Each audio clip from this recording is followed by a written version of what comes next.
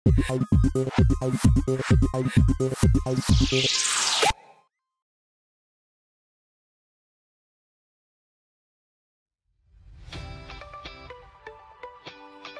protokol kesehatan pasca vaksinasi COVID-19. Setelah vaksin, apa masih perlu melakukan disiplin protokol kesehatan? Setelah divaksin, kita harus tetap menggunakan masker dan disiplin dalam menjalankan protokol kesehatan lainnya sesuai dengan imbauan dan kebijakan yang berlangsung. Lalu gunanya tubuh kita divaksin untuk apa kalau kita harus terus disiplin protokol kesehatan?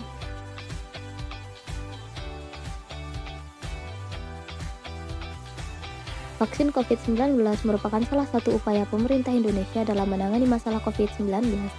Manfaat pemberian vaksin adalah untuk mencegah penularan, terutama penyakit infeksi, karena vaksin membuat tubuh mengenali bakteri atau virus sehingga bisa lebih cepat memberikan perlawanan. Tujuan vaksinasi COVID-19 diantaranya, yang pertama menurunkan jumlah yang terjangkit dan meninggal akibat COVID-19. Yang kedua, mendorong terbentuknya kekebalan kelompok untuk mencegah penyebaran COVID-19. Yang ketiga, melindungi dan memperkuat sistem kesehatan secara menyeluruh. Yang keempat, menjaga produktivitas dan meminimalkan dampak sosial dan ekonomi. Vaksin COVID-19 terbukti dapat mengurangi resiko gejala berat hingga kematian, tetapi tidak 100% menghindari kita dari penularannya. Jadi, walaupun sudah melakukan vaksin, harus tetap disiplin protokol kesehatan untuk menghindari kita dari penularan COVID-19. Lalu, bagaimana protokol kesehatan yang sesuai dengan imbauan dan kebijakan yang berlangsung saat ini? Protokol kesehatan yang berlangsung saat ini adalah 6M.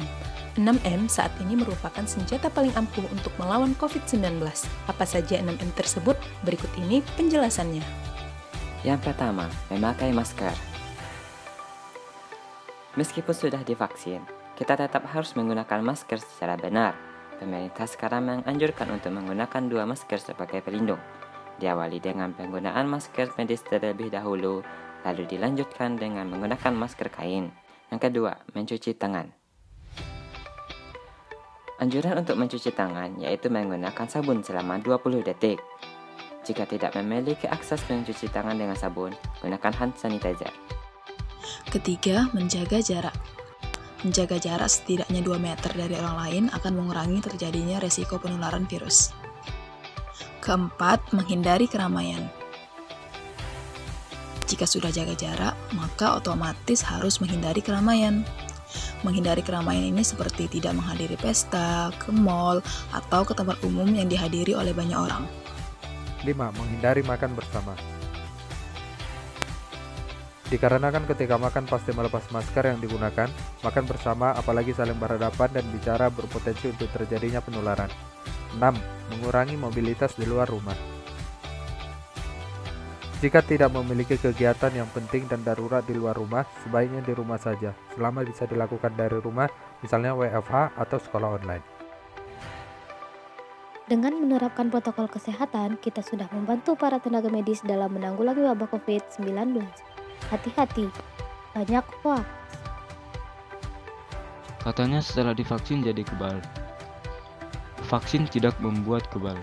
Setelah vaksin dosis pertama, baru sebagian antibodi yang terbentuk.